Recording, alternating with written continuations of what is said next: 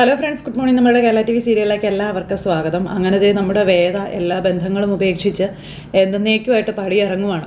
ആ കെട്ടുനിറ വരെ എല്ലാം നല്ല ഭംഗിയായി അവരുടെ എല്ലാവരുടെയും കൂടെ നിന്ന് ഒന്നിനും ഒരു കുറവും വരാതെ എല്ലാം മാന്യമായ രീതിയിൽ വിക്രത്തിൻ്റെ ഭാര്യ എന്നുള്ള സ്ഥാനത്ത് നിന്ന് എല്ലാം നടത്തി കൊടുത്തു വേദ. അതിനുശേഷം വിക്രം ശബരിമലയ്ക്ക് പോയി എല്ലാം അവിടെയും നല്ല ഭംഗിയായിട്ട് ഭഗവാനെ കണ്ട് തൊഴുതു മടങ്ങാനായിട്ട് നമ്മുടെ വിക്രത്തിന് സാധിച്ചു. ഇത് കഴിഞ്ഞതേ വിക്രം പോയി കഴിഞ്ഞപ്പോഴത്തേക്കും നമ്മുടെ അച്ചമ്മ കെട്ടുനിറയ്ക്കും കാര്യങ്ങളൊക്കെ കേട്ട് വന്നതായിരുന്നല്ലോ. എന്തായാലും ആ ഒരു കാര്യങ്ങളെല്ലാം നടത്തി നമ്മുടെ അച്ചമ്മയും അവിടെ നിന്ന് പടിയിറങ്ങും. അച്ചമ്മയ്ക്ക് പിന്നാലെ വേദയും പടിയിറങ്ങാനായിട്ട് നിൽക്കുവാണ്. അങ്ങനെ അച്ചമ്മ പോകുന്നതിന് മുൻപ് വേദയോടാണെങ്കിൽ സംസാരിച്ചിട്ടൊക്കെയാണ് പോണേ. അപ്പോൾ അവർ തമ്മിലുള്ള പ്രശ്നങ്ങളെല്ലാം പറഞ്ഞു തീർക്കണം. ആ ഒരു ഇതെല്ലാം അച്ചമ്മ പറഞ്ഞു കൊടുത്തു. അതിനുശേഷം അച്ചമ്മ പോയി കഴിഞ്ഞപ്പോൾ നമ്മുടെ വേദയും എന്നാൽ പിന്നെ ഞാനും ഇറങ്ങുകയാണ് അമ്മേ എന്ന് കമലയോട് പറഞ്ഞു. അപ്പോൾ കമലയോട് വേദ ഇത് പറയുന്നത് കേട്ടപ്പം ചുറ്റിനും നിൽക്കുന്ന എല്ലാവരും അന്തം വിട്ടു പോയിട്ടോ. വേദ ഇങ്ങനെ പറഞ്ഞത് എന്തർത്ഥത്തിലാണെന്ന് അവർക്ക് മനസ്സിലായില്ല. അപ്പോൾ എല്ലാവരും ഇങ്ങനെ നോക്കി നിൽക്കുക.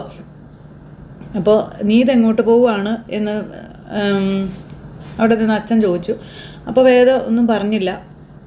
നേരെ വേദ അകത്തേക്ക് കയറിപ്പോയി കഴിഞ്ഞപ്പോൾ എന്താ കമല കുട്ടി പറഞ്ഞത്, കാര്യം എന്താണെന്ന് വെച്ചാൽ പറ എന്നൊക്കെ പറഞ്ഞ് അവരങ്ങനെ നിന്ന് സംസാരിക്കാം. അപ്പോഴേക്കും വേദ അകത്ത് കയറിപ്പോയി ബാഗ് എടുത്തുകൊണ്ട് വന്നു. ബാഗ് എടുത്തുകൊണ്ട് വേദ ഇറങ്ങി വന്ന സമയത്ത് ഇവരെല്ലാവരും അത്ഭുതപ്പെട്ട് വേദയെ നോക്കുക. നന്ദിനിയുടെ മുഖത്ത് മാത്രം ചെറിയൊരു പുഞ്ചിരി തെളിഞ്ഞ് നിൽപ്പുണ്ട്. മോളിത് എങ്ങോട്ടാണെന്ന് ഇങ്ങനെ ചോദിക്കുമ്പം ഞാൻ എൻ്റെ വീട്ടിലേക്ക് പോവുകയാണ് അച്ഛാ എന്ന് പറഞ്ഞു. അപ്പോൾ അച്ഛൻ അന്തം വിട്ടു പോയിട്ടോ. ഇങ്ങനെ അദ്ദേഹം നോക്കുവാണേ. അപ്പോഴത്തേക്കും വിക്രം അവിടെ തൊഴുത് പ്രസാദം എല്ലാം വാങ്ങിച്ച് അവിടെ നിന്ന് തിരിച്ചു പോരുക. മല കയറി തിരിച്ചു പോരുവാണ്. ഇത് ഇവിടെ നടക്കുന്നൊന്നും വിക്രം അറിയുന്നതുമില്ല. പക്ഷേ എന്തൊക്കെയോ പ്രശ്നങ്ങളുണ്ടെന്ന് വിക്രത്തിന് അറിയാവുന്നതുകൊണ്ട് എത്രയും പെട്ടെന്ന് ഓടി എത്താനുള്ള ഒരു മനസ്സുമായിട്ടാണ് വിക്രം അവിടെ നിന്ന് പുറപ്പെട്ടിരിക്കുന്നത്. ഈ സമയത്ത് പെങ്ങൾ ഇന്ന് വരുമെന്നുള്ള പ്രതീക്ഷയിൽ അവിടെ ശ്രീകാന്തിൻ്റെ അമ്മായച്ചനും ഒക്കെ ഭയങ്കര സന്തോഷത്തിലും ഭയങ്കര ഒരുക്കവും കാര്യങ്ങളൊക്കെ നടത്തിക്കൊണ്ട് അങ്ങനെ ഇരിക്കുക. ഇതേ നേരത്താണ് നമ്മുടെ വേദ ഇവിടുന്ന് ഭാഗമൊക്കെ ആയിട്ട് ഇറങ്ങി വരുന്നത്. അപ്പോൾ എല്ലാവരും അവിടെ ഉമ്മർത്ത് തന്നെ നിൽപ്പുണ്ട്. അപ്പോൾ മോളെ നിനക്കൊന്ന് മാറ്റി ചിന്തിച്ചൂടെ എന്നിങ്ങനെ കമല ചോദിച്ചു.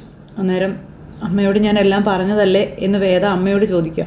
അപ്പോൾ മാഷ് ഇങ്ങനെ അവിടെ നിന്നപ്പോൾ കമല കാര്യങ്ങളെല്ലാം മാഷിനോട് പറയുവാണ്.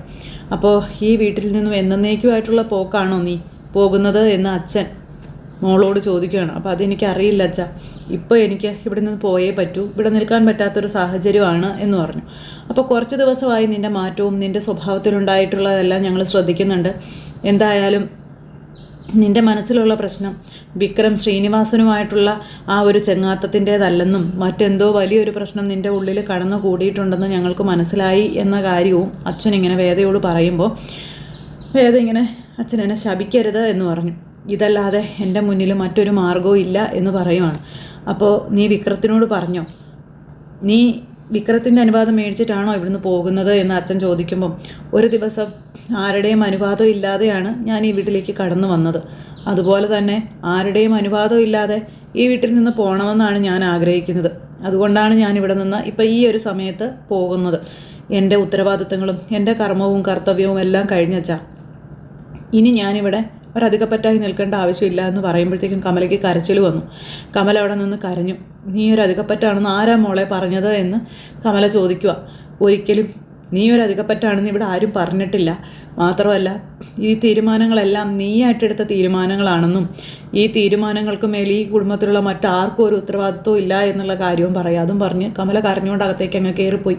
കമല അകത്തേക്ക് കയറിപ്പോയി കഴിഞ്ഞപ്പോൾ നമ്മുടെ മാഷിനത് സഹിച്ചില്ല. മാഷിന് ഭയങ്കര സങ്കടം.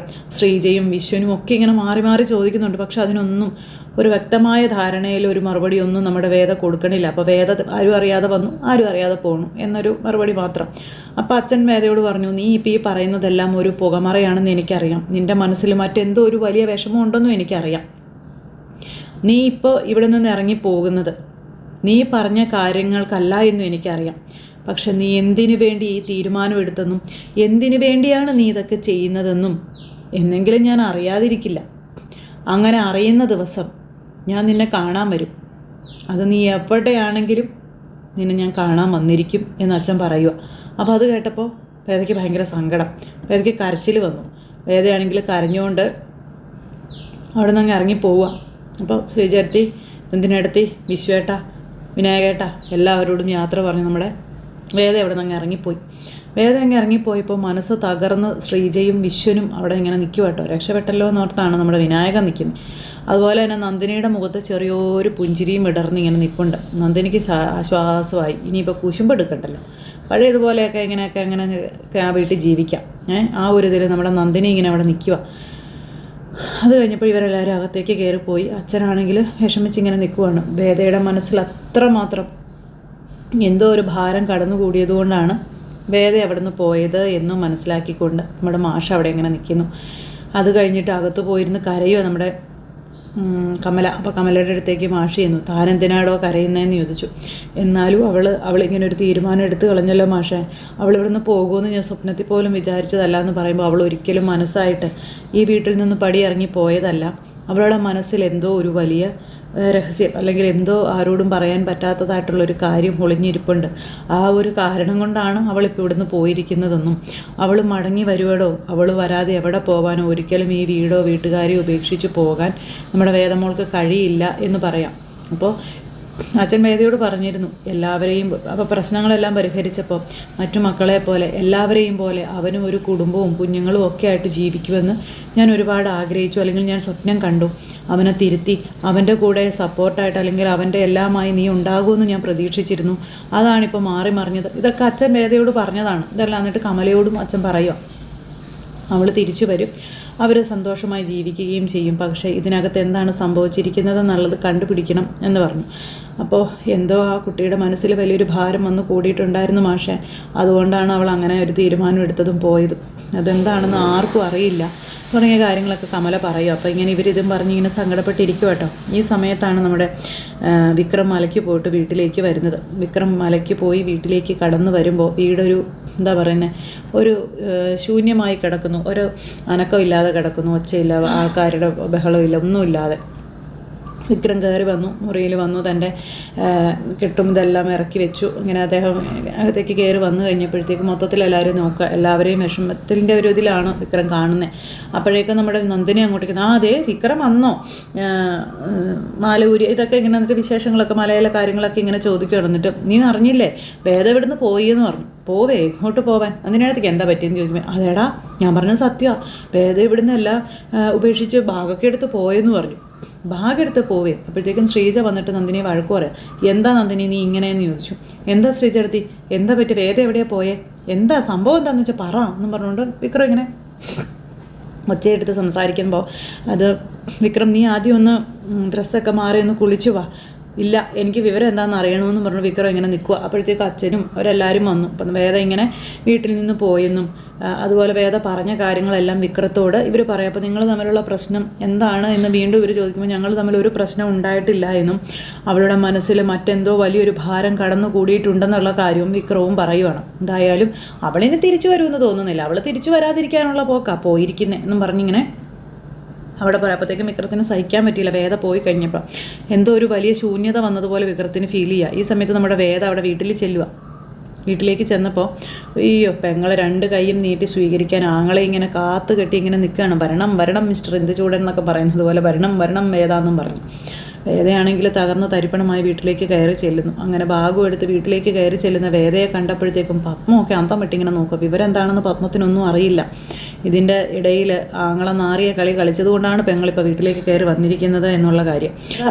കയറി വന്നു കഴിഞ്ഞപ്പോഴത്തേനും പത്മം ചോദിച്ചു, എന്താ മോളെ നീ എന്താ ഭാഗമൊക്കെ ആയിട്ട് നീ എന്താ പെട്ടെന്ന് ഒരു മുന്നറിയിപ്പും ഇല്ലാതെ ഇങ്ങനെ വന്നതെന്ന് ചോദിക്കുമ്പം വേദ പറഞ്ഞു ഒന്നുമില്ല അമ്മയെന്ന്. ഒന്നുമില്ലെന്നോ, അവളിപ്പോൾ വന്ന് കയറിയതല്ല അമ്മ ഉള്ളൂ, അവളൊന്ന് വിശ്രമിക്കട്ടെ, അതിന് ശേഷം അവളോട് കാര്യം എന്താണെന്ന് ചോദിക്കാം, ഇപ്പോഴായിരിക്കും അവളുടെ തലയിൽ വെളിച്ചം വീണതെന്നൊക്കെ പറഞ്ഞുകൊണ്ട് ശ്രീകർ അവിടെ നിന്ന് ഭയങ്കര സന്തോഷത്തിൽ സംസാരിക്കുന്നത് കേൾക്കുമ്പോഴെല്ലാം വേദയ്ക്ക് ഇയാളോട് ദേഷ്യമാണ് വരുന്നത്. വേദ എന്നിട്ട് ഇയാളെ തുറിച്ചിങ്ങനെ നോക്കുക കേട്ടോ. കാരണം ഇവൻ്റെ ചതിയിൽ ആണ് വേദ ഇവിടെ വന്നിരിക്കുന്നതെന്ന് വേറെ ആർക്കും അറിയില്ലല്ലോ. എല്ലാവരെയും വിഡ്ഢിവേഷം കിട്ടിച്ചുകൊണ്ട് ഇവരവിടെ നിന്ന് നല്ല മാസമായിട്ട് അഭിനയിച്ച് തകർക്കുക. അപ്പോൾ എനിക്ക് ചെറിയ തലവേദന എടുക്കുന്നത്, ഞാൻ വിശ്രമിക്കട്ടെ എന്ന് പറഞ്ഞുകൊണ്ട് വേദ തൻ്റെ മുറിയിലേക്ക് പോയി. അപ്പോൾ വേദ കയറി വരുന്നത് കണ്ടപ്പോൾ ദീപ്തി ഞെട്ടിപ്പോയി. ദീപ്തിക്ക് ഒട്ടും വിശ്വസിക്കാൻ പറ്റുന്നില്ല. വേദയെ പ്രതീക്ഷിച്ചിരുന്ന ദീപ്തി ഇനിയിപ്പോൾ പെരുവഴിയിലാകുമെന്ന് പോലുമുള്ളൊരു പേടി ദീപ്തിക്കും വന്നു. അങ്ങനെ ദീപ്തിയും ആകെ എന്നാ ചെയ്യണമെന്ന് അറിയാത്തൊരവസ്ഥയിൽ ഇങ്ങനെ നിൽക്കുക. കാരണം ചേച്ചിയുടെ വാക്ക് കേട്ട് മുന്നോട്ട് പോയത് അബദ്ധമായി പോയി എന്നുള്ളൊരിതിൽ. പിന്നെ വേദ എന്തുകൊണ്ട് തിരിച്ചു വന്നു എന്നുള്ളൊരു ചോദ്യത്തിനുള്ള ഉത്തരവും തേടി ഇവരെല്ലാവരും വേദയുടെ പിന്നാലെ നടക്കുകയാണ്. അപ്പോൾ അങ്ങനെ ഒരുപാട് വിശേഷങ്ങളൊക്കെ ആയിട്ട്, ഇതിൽ കൂടുതൽ വിശേഷങ്ങളൊക്കെ ആയിട്ട് നമ്മുടെ കഥയിൽ നിന്ന് വരുന്നുണ്ട്. അപ്പോൾ ആരും തന്നെ മിസ് ചെയ്ത് കളയാതെ എല്ലാവരും കാത്തിരുന്ന് കാണണോട്ടോ. എല്ലാവർക്കും നല്ലൊരു ദിവസം ആശംസിക്കുകയാണേ. എല്ലാവരും തരുന്ന സപ്പോർട്ടിനും സ്നേഹത്തിനും ഒത്തിരി നന്ദി ഹൃദയത്തിൻ്റെ ഭാഷയിൽ അറിയിക്കുന്നു. വീണ്ടും കാണാമെന്നുള്ള പ്രതീക്ഷയോടെ നിർത്തുന്നു. ടാറ്റാ.